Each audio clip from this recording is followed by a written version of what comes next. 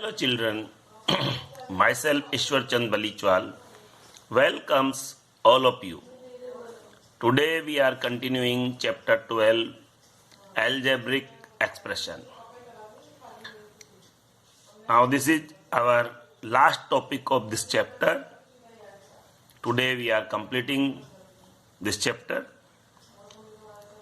So now we are learning our last topic. Using algebraic expressions, some formulas and rules. Okay, so watch this video carefully and learn. With the help of algebraic expression, we can make our formulas and rules like this. We know that perimeter of equilateral triangle is just equal to 3 into length of side. Okay, so this become a formula in the form of algebraic expression in which L is the variable. So the perimeter of equilateral triangle is just equal to 3L. This is an algebraic expression, okay? And we use this to solve our problem, okay? So this way we can understand that algebraic expressions are used to express formulas and rules, okay? Now we take one more. Area of rectangle A equals L into B. Now here L and B are the variables, and by putting the value of them we get the required area of rectangle. Okay, so this is also a formula. Area of triangle, you people very well know, half into B into H, that is half into base into height.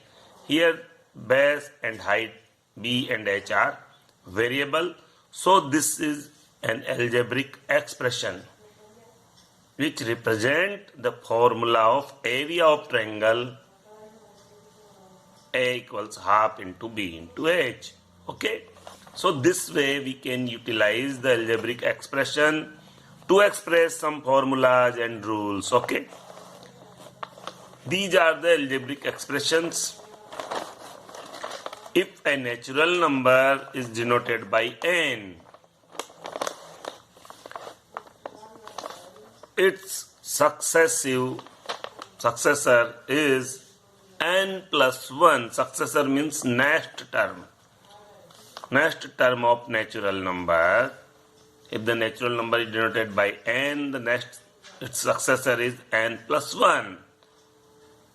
If n equal to 10, then n plus 1 equals 11.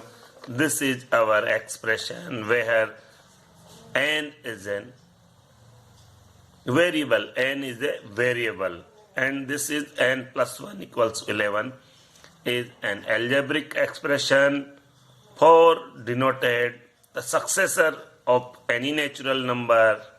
Okay, so this way we can express some rules like this. Okay, 2n is an even number.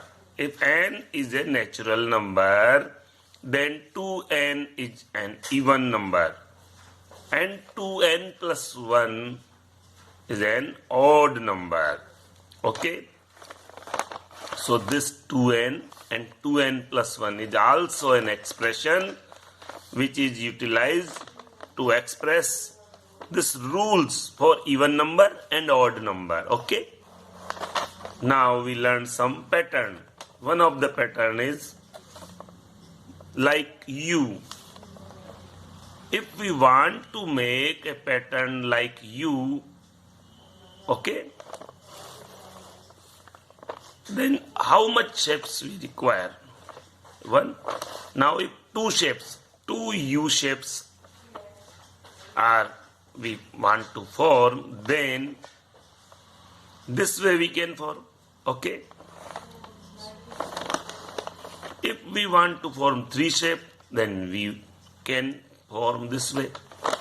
So what can be the formula for this? Number of segment. These are the segment. If we want to form one shape, then how much segments are required? 1, 2 and 3. But if we want to form two shapes, then how much segment we required? 1, 2, 3, 4, 5. And when we want to form three shapes, then we required segment 1, 2, 3, 4, 5, 6, 7. Okay. So this way we can found that this is given by 2n plus 1, where the n is given by number of shape required. If we required one shape, then put the value of n is 1. So 1 into 2, 2, 2 plus 1, 3, and here we can see 3 segments are required. If we want to express two shapes, then the value of n is 2. So 2 to the 4 plus 1, 5, and here you can see 1, 2, 3, 4, 5. So this way we can form a rule to solve any shapes, any expressions. Okay. So we use the expressions like this. So this way you can make some expression to solve problems of your exercise. Okay. So learn them well. Now our chapter is complete. So solve this last exercise. This is your homework. It is very easy. Form some rules by using expressions like this. Okay, these are the rules. These are the rules. So make this type of rules. Okay, and solve them. Have a nice day. Thanks.